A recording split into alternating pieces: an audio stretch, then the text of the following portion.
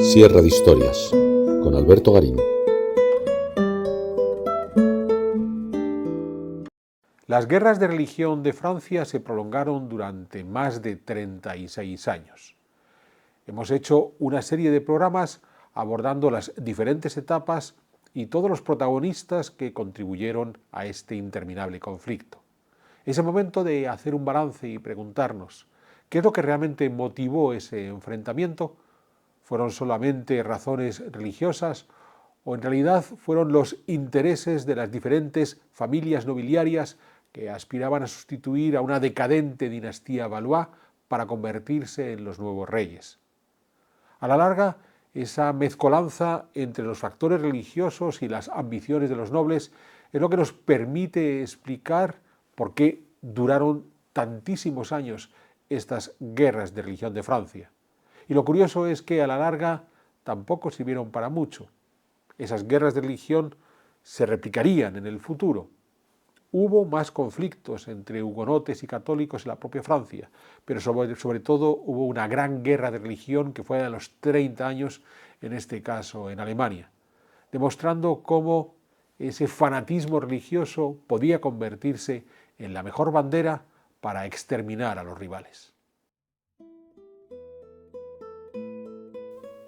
El 17 de enero de 1562, Catalina de Médici, como regente de Francia en nombre de su hijo, el rey Carlos IX, promulgó el Edicto de Tolerancia de Saint-Germain, que daba libertad de culto a los hugonotes, los protestantes franceses, siempre que ese culto se practicase al exterior de las ciudades. Los hugonotes, ante la obligación de abandonar las capillas que habían levantado dentro de algunas urbes, sobre todo en el Midi, el sur de Francia, decidieron destruirlas y al mismo tiempo destruir también algunas capillas católicas. El 1 de marzo de 1562, el duque Francisco de Guisa encontró a un grupo de hugonotes realizando su culto en el interior de la ciudad de Bassy, en la Champagne, por lo que ordenó a sus tropas atacarles por incumplir el edicto de Saint-Germain. Fueron masacrados 64 protestantes. De esta manera comenzaron las guerras de religión de Francia, que habrían de prolongarse por más de 3 décadas y media, hasta el edicto de Nantes y la Paz de Verdun de 1598, que terminó tras 8 guerras civiles caracterizadas por el elevado nivel de crueldad de los contendientes. En Sierra de Historias hemos hecho 11 programas abordando los diferentes aspectos de estas guerras de religión, su desarrollo, sus protagonistas, las razones religiosas e ideológicas que favorecieron esas guerras o se forjaron durante ese conflicto. Hoy queremos hacer un balance tratando de entender las causas de la guerra y cómo se llegó a su conclusión. ¿Qué provocó un conflicto de tan larga duración? Por supuesto, el punto de partida hemos de situarlo en la ruptura de la cristiandad latina, a partir de la publicación de las 95 tesis por parte de Lutero en 1517, que fue el arranque de las iglesias protestantes. En el caso de Francia, la iglesia protestante más exitosa fue la establecida por Calvino a partir de 1536, aunque ya desde años atrás había cristianos reformados que se habían hecho presentes en el territorio francés. Hemos de pensar que la reflexión inicial de Lutero y de sus primeros seguidores buscaba garantizar la salvación de su alma a través de una correcta comprensión del Nuevo Testamento. A partir de ahí, surgieron 3 tendencias que se desarrollaron en paralelo, en algunos casos pareciendo superponerse.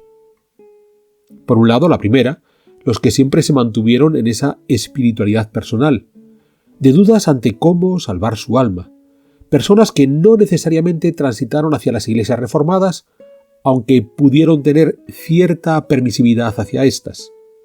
Ahí destacarían figuras como Margarita de Angulema, la hermana del rey Francisco I. Una segunda tendencia fue la de aquellos protestantes que decidieron hacer proselitismo, considerando que esa permisividad de personas como Margarita de Angulema les daba cancha para buscar nuevos adeptos a su iglesia. Fue una apuesta equivocada, pues la Iglesia Católica ya había demostrado a lo largo de los siglos cómo ese proselitismo que podía ser herético podía terminar en la eliminación física de los errados. Pensemos en los casos de los arrianos del siglo IV, los cátaros del siglo XIII o los husitas del siglo XV, todos ellos eliminados. Podemos preguntarnos, desde el punto de vista de nuestra posición contemporánea, si hemos de aceptar las medidas violentas que la Iglesia Católica aplicó contra los heréticos. Cometeríamos un error de querer juzgar con nuestros parámetros actuales esas medidas violentas. A la larga, que la Iglesia Católica eliminase a los heréticos no solo buscaba condenarles por la herejía, sino sobre todo evitar que esa herejía se expandiera y con ello almas bien formadas pudieran perderse por caer en el error. Los protestantes de mediados del siglo XVI sabían del riesgo que corrían en el momento de realizar proselitismo. Es más, en el instante que esos protestantes tomaron el poder, como el caso de Calvino en Ginebra, aplicaron las mismas medidas de la Iglesia Católica, eliminando a los que esos protestantes consideraban heréticos. Es decir, los fanáticos del protestantismo que se lanzaron a la evangelización en pro de su Iglesia conocían el riesgo, esperaban alcanzar el éxito y sabían que, de lograrlo, serían ellos los que ejecutarían al disidente. Durante las guerras de religión de Francia, la presencia de estos intolerantes, tanto por el lado católico como por el lado protestante, nos permite entender ese grado de violencia con masacres del contrario que dominaron el conflicto. Finalmente, hablábamos de una tercera tendencia en el desarrollo de esas guerras de religión: la ambición de los nobles de Francia, que vieron una oportunidad en la Reforma protestante para quedarse con los bienes de la Iglesia Católica, como ya habían hecho los príncipes luteranos alemanes o Enrique VIII en Inglaterra. Por supuesto que podía haber nobles que estuvieran convencidos de la nueva fe que abrazaban, como ejemplificó Juana de Albret, reina de Navarra y madre de quien había de convertirse en Enrique IV de Francia. Pero es posible que hubiera otros muchos nobles que sencillamente vieron esa oportunidad del beneficio económico con un sencillo cambio de fe. El caso de Enrique IV es ejemplar. Abrazó el calvinismo cuando le invitaron a ello sus allegados. Lo dejó para convertirse en rey de Francia con el famoso y apócrifo «París bien vale una misa», para terminar su vida como verdadero católico en el momento de realmente reflexionar sobre su fe y ya no por moda o por interés. Esas ambiciones de las familias nobles francesas se vieron agravadas por la debilidad de la corona. A la muerte de Enrique II, dejó a su viuda, María de Medici, a cargo de una gran prole. El inmediato sucesor, el niño Francisco II, y después de él, Carlos IX, Enrique III, Francisco d'Alençon y Margarita de Valois. Si, por un lado, que hubiera 4 varones susceptibles de heredar la corona parecía una garantía de la continuidad de la dinastía Valois, el hecho de que fueran un grupo de niños no ayudaba a consolidar su trono. A eso se añadió la propia personalidad de la regente, Catalina de Medici. Viuda con 40 años, el convertirse en la gobernadora del reino le permitió tener un poder que se le había negado hasta entonces. Recordemos que, de niña, perdió los derechos a su señoría en la Toscana. Enviada joven a Francia, al lado de Enrique II, siempre vivió en una posición marginal, pues la favorita del rey, Diana de Poitiers, era quien realmente se enseñoreaba en la corte.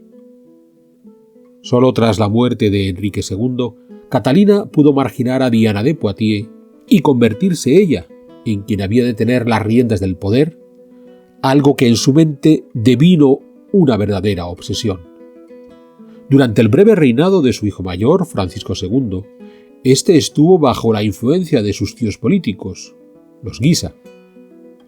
Catalina maniobró todo lo necesario para marginar a esos Guisa, muy católicos, hasta el punto de que la reina madre realizó esa aproximación al mundo protestante que terminó plasmándose en el Edicto de Tolerancia de Saint-Germain de 1562. Cuando Francisco II murió y los Guisa quedaron a un lado, es entonces cuando creció la influencia de los nobles hugonotes, sobre todo tras la paz de Amboise de 1563, destacando la figura del almirante Coligny, líder protestante, y el peso que éste ejerció sobre el nuevo rey Carlos IX. Catalina entonces maniobró contra Coligny hasta permitir su asesinato en 1572 y la posterior masacre de hugonotes en la noche de San Bartolomé de agosto de ese 1572. Los Guisa volvieron a tomar protagonismo, más con el apoyo de Felipe II de España. Fue entonces cuando, a partir de 1574, ya fallecido Carlos IX y reinando Enrique III, Catalina incentivó las ambiciones de su hijo pequeño, Francisco de Alençon, enfrentándose a España y dejando así a los Guisa sin su principal aliado. Por fin, tras la muerte de Francisco de Alençon en 1584, Catalina buscó entonces la alianza de España para frenar las ambiciones del nuevo caudillo hugonote, Enrique de Navarra, futuro Enrique IV. ¿Quiere usted decir que Catalina de Médici fue la culpable de más de 3 décadas de guerra civil? No, o no fue la única culpable. Es indudable que su papel influyó mucho en no disminuir la tensión bélica. Pero, de nuevo, más que la figura de la regente, fue la debilidad generalizada de esa sucesión de reyes Valois, muy jóvenes y nada resolutivos, lo que realmente influyó. Llevamos varios años produciendo nuestros programas de divulgación de historia e historia del arte a través de Sierra de Historias. Y lo hemos conseguido gracias al apoyo de todos ustedes que con regularidad se han convertido en espectadores de nuestros vídeos. Nos gustaría poder seguir haciéndolo y para ello hoy me atrevo a pedirles su apoyo. Les voy a pedir que se suscriban a nuestro canal aquellos que aún no lo han hecho, para así estar al corriente de las nuevas producciones que vamos incorporando a este canal. Y además invitándoles a aquellos que nos puedan echar una mano económicamente a hacerse miembros de Sierra de Historias, porque esa es la mejor forma de garantizar que podemos seguir adelante con nuestro trabajo, en donde nuestro empeño por lograr una divulgación histórica en la que el arte sea fundamental es la clave. Sé que muchos de ustedes aprecian este trabajo y sé que van a poder hacer ese esfuerzo, de modo que permitan agradecérselo por adelantado y ahora sigamos disfrutando de nuestras Sierra de Historias. Porque frente a esos Valois decadentes se erigieron una serie de familias nobles que claramente ambicionaban controlar el trono e incluso convertirse en los nuevos reyes. Aquí fueron clave 2 familias en concreto. Por el lado católico, los Guisa; por el lado protestante, los Borbones. Las guerras de religión, más allá de su indudable carga teológica, fue un enfrentamiento entre los Guisa y sus aliados contra los Borbones y sus aliados frente a unos Valois incapaces y que terminaron por desaparecer. ¿Cuándo concluyeron esas guerras de religión? Cuando uno de los bandos nobiliarios enfrentados se impuso sobre los otros. Cuando todos los Valois habían muerto, todos los Guisa habían sido asesinados o derrotados, y cuando los Borbones salieron triunfantes con su líder convertido en Enrique IV de Francia. Si entendemos esta dimensión de conflicto nobiliar, podemos entender la propia existencia de las 8 guerras sucesivas. En gran medida, ninguna de esas guerras fue decisiva. Tuvieron todas ellas unas dinámicas muy similares. Cada una de esas guerras comenzaba en la primavera o el verano de un año determinado, 1562, 67, 68, 72, 74, 77 o 79. Era el momento de las grandes campañas, pero también de las masacres más brutales. Luego llegaba el invierno, dificultando los movimientos de los ejércitos que, sin embargo, siempre trataban de llevar a cabo alguna operación tan sorprendente como, según ellos, definitiva. Nada salía como se esperaba, y al acercarse la siguiente primavera, los contendientes se sentaban a buscar una paz que les permitiera, con la llegada del buen tiempo, volver a armarse. ¿Por qué ninguno lograba la victoria definitiva? Porque, a la larga, los que se enfrentaban eran los ejércitos de los nobles, con las capacidades limitadas de estos nobles. Es cierto que también estaban los ejércitos del rey, pero en un conflicto civil el rey aportaba unas huestes muy similares a las de sus nobles. Es decir, cuando Enrique II había combatido a Felipe II años antes de estas guerras de religión, Enrique II llevaba al campo de batalla sus ejércitos, más los que aportaban los Borbones, los Guisa, los Montmorency o cualquier otro gran noble. Como durante las guerras de religión el enfrentamiento fue entre esos nobles, no lograban una manifiesta superioridad de unos sobre los otros. De ahí su obsesión de buscar aliados que desequilibraran la balanza. Los católicos solicitando la ayuda de los españoles, los hugonotes apelando a los ingleses, los neerlandeses o los alemanes luteranos. Si al final Enrique IV logró imponerse, fue porque consiguió ir ganándose a las diferentes familias nobiliarias. De ahí la generosidad que demostró contra sus antiguos enemigos, el duque de Mayena, el de Guisa, el de Mercoeur. No podía derrotarles de forma definitiva en el campo de batalla. Tenía que ganarles mediante negociación. Obviamente, que los nobles ansiosos de apoderarse del trono no lograsen imponerse en el campo de batalla y tuvieran que reiniciar los combates una y otra vez, con unas guerras con esa inquina religiosa que motivaba masacres por un lado y por otro, alimentaban a su vez esa continuación de las guerras. Las tensiones entre fanáticos protestantes y católicos estaban a flor de piel antes de la muerte de Enrique II. Fallecido éste, sus débiles sucesores ya no pudieron frenar ese enfrentamiento alimentado tanto por las maquinaciones de la regente Catalina como sobre todo por las ambiciones de los Guise y los Borbón. A partir de ahí, muerte y destrucción hasta que los Valois desaparecieron, los Borbones se impusieron sobre los Guisa y la propia dinámica violenta fue acabando con los más fanáticos, de modo que, tras 3 décadas de guerra, los franceses que iban quedando eran los más moderados y dialogantes, tanto por el lado católico como por el protestante. Las guerras de religión fueron de los episodios históricos más violentos vividos en la historia de Francia. Recordemos, buena parte de su desarrollo se vio propiciado por las ambiciones nobiliarias, pero el grado de violencia alcanzado se debió a los argumentos religiosos utilizados para justificar esa guerra entre nobles.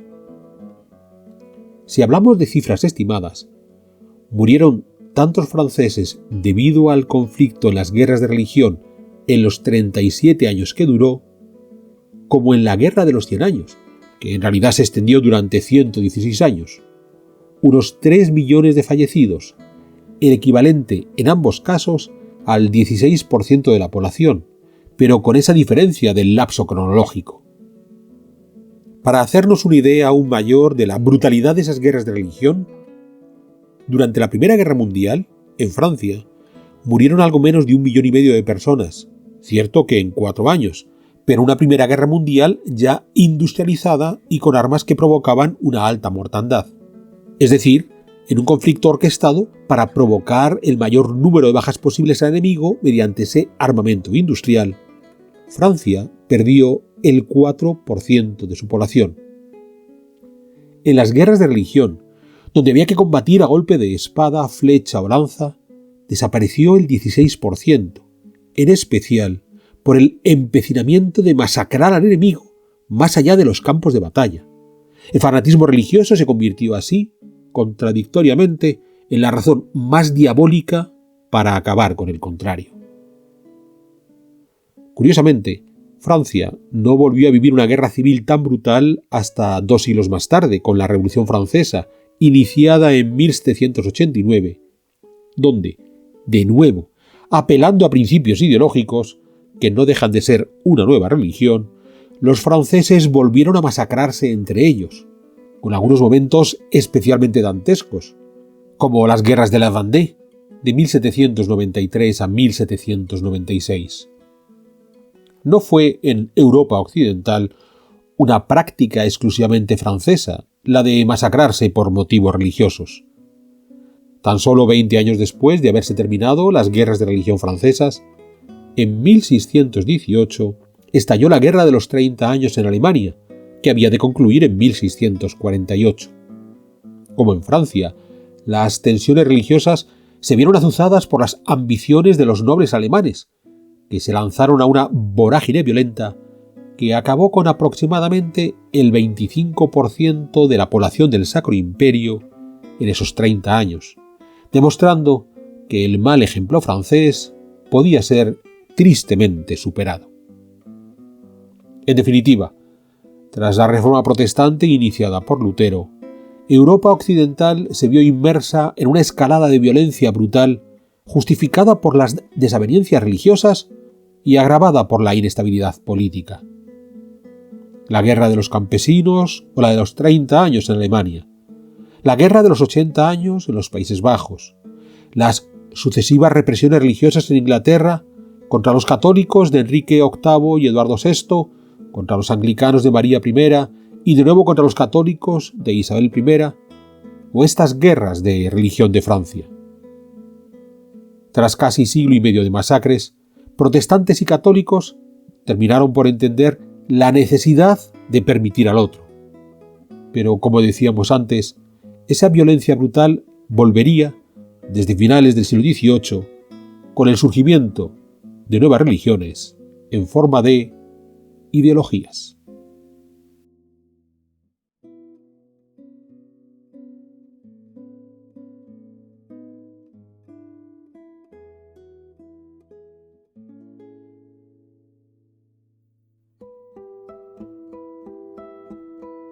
¿Quieres incorporarte a la comunidad de Sierra de Historias? Pulsa el botón Unirme, apóyanos con tu contribución y conviértete en miembro de nuestro canal.